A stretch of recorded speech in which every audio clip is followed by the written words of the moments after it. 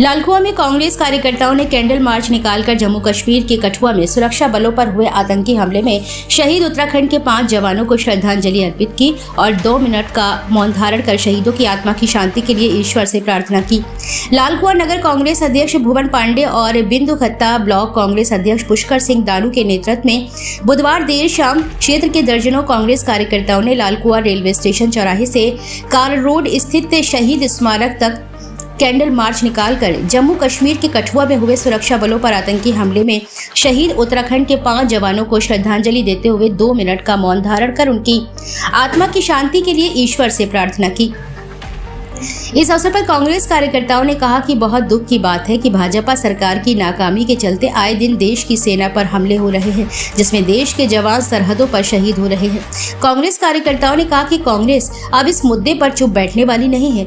उसे देश व देश के जवानों एवं देशवासियों की चिंता है और कांग्रेस हर समय उनके साथ खड़ी है। लालकुआं से एजाज हुसैन की रिपोर्ट।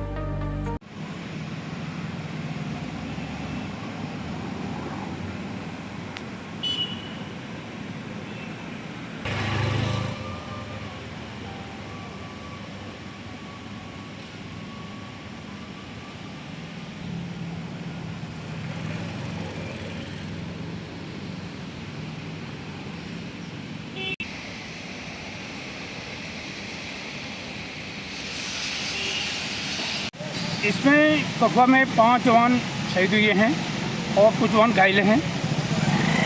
तो हम इनको श्रद्धांजलि दे रहे हैं कैंडल मार्च निकाल करके, और साथ ही इनके परिवार, इनके बच्चों को इस कठिन दुख की घड़ी में वो सहन करने की शक्ति दे।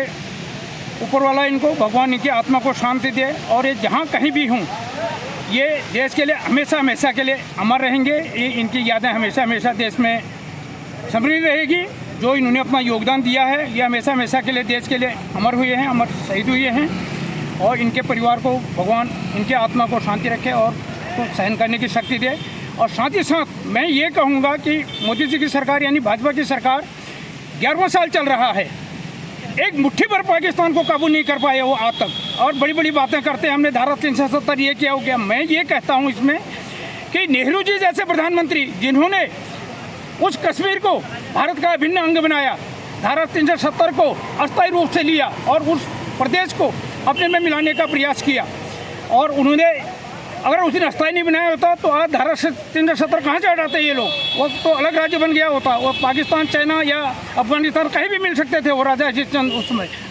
और दूसरी बात मैं ये कहूँगा कि लेडी आयरन इंदिरा गांधी जी जिन्होंने पाकिस्तान के 2 टुकड़े किए लेकिन और परमाणु बम बनाया उन्होंने, आज ये लोग अपनी पीठ थपथपाते हैं, हमने ये कर दिया वो कर दिया, और हमेशा कहते हैं हम वचनबद्ध हैं और इसको ये अपना जो आतंकवाद है इसको ख़त्म करने के लिए हम वचनबद्ध हैं। अरे आज तो सरकार तुम्हारी, सब कुछ तुम्हारा है, राष्ट्रपति शासन है, फिर क्या वजह है आज ऐसे जवान शहीद हो रहे हैं।